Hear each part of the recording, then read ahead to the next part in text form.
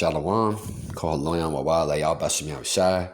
Double honors are definitely due unto the venerable apostles, elders, and bishops of the great millstone who rule well. Salutations, peace, and blessings to the Bayaf Wadada house of David, the elect. I'm Shamar with the Men of Valor, South Carolina camp. And basically, it's going to be a quick lesson, on how we are to worship YAHAWASHI.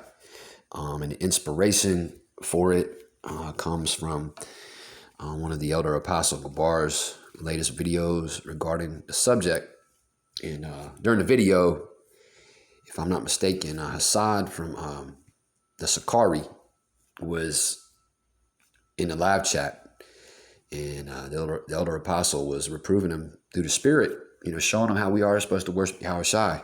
All right, now I'm not going to make this too long, but I was looking at some examples in the New Testament of where, his men, okay, and those who believed on his name, the followers, all right, the remnant, they worship YAHAWASHI, okay, and the three accounts that I want to look at, in all three accounts, there's no record of YAHAWASHI rebuking them through the Spirit.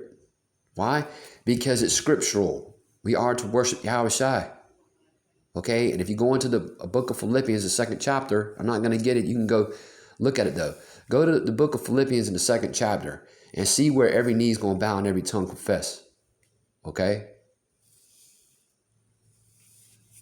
Every knee is going to bow and every tongue is going to confess, man, to the glory of the Most High Power, Yahweh.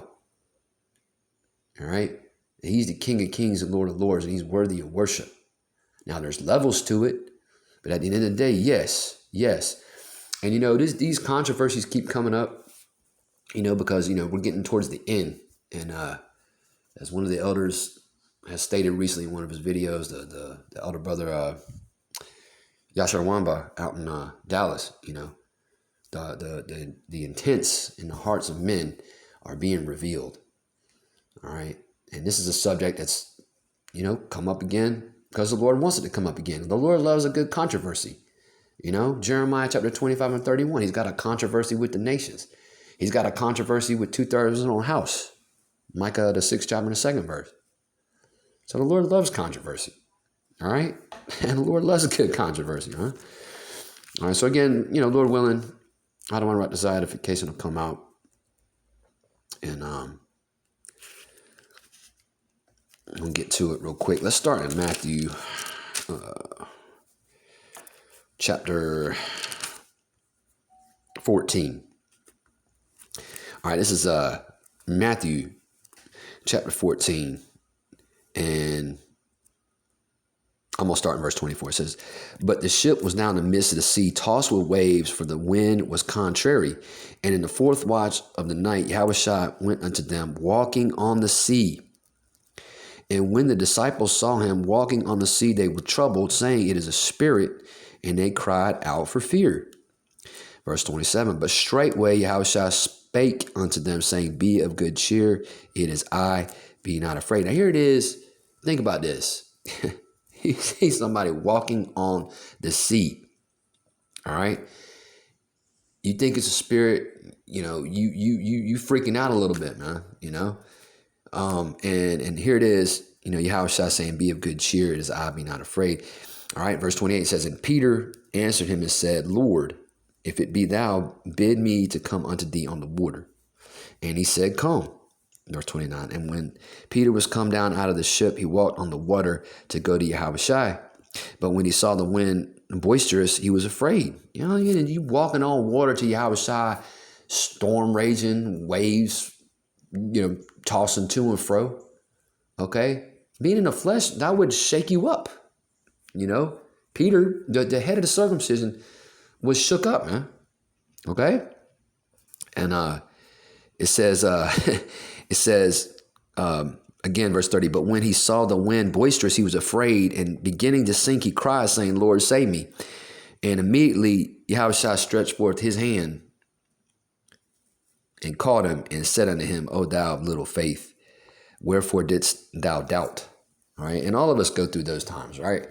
But through the Spirit, we come back, and we get back in the scriptures, when you start to doubt, that doubt demon jumps on you, and hey, you know, the doubt demon is a fierce demon, man.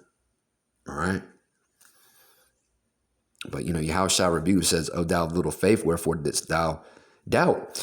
And when they were come into the ship, the wind ceased, verse 32. Then they that were in the ship came and worshipped him.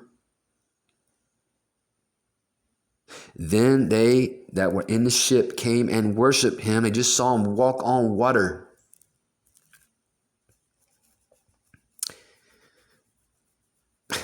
Then they that were in the ship came and worshipped him, saying, "Of a truth, thou art the Son of the Most High Power, Yahweh." Okay? And if you continue reading, there's only a couple more verses left in the chapter. All right. There's no account. Yahushua wasn't rebuking them, saying, "Oh, no, don't worship me." No, nothing like that, man. Nothing like that. And again, if you saw that, if you was a follower of the Messiah and you saw him walk on water and you saw him still the wind and the waves, you'd worship him too, man. Okay? You'd worship him too if you seen that. All right? You'd worship him too. Matter of fact, let me just read the rest of the chapter. Again, there's only two more verses. Verse 34. And when they were gone over, they came into the land of Gennesaret. And when the men of that place had knowledge of him, they sent out into all that country round about and brought unto him all that were diseased and besought him that they might only touch the hem of his garment. And as many as touched were made perfectly whole. Okay, Yahushua is worthy of worship, huh? All right, Yahushua being the mediator between the Most High Power Yahweh and men, you know, he's worthy of worship, man. Okay?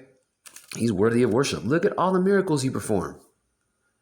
Okay, which you had that Jephthah, is that the leader of one body in Yahushua, who said that the miracles, he didn't really do miracles, you know. He didn't really do miracles.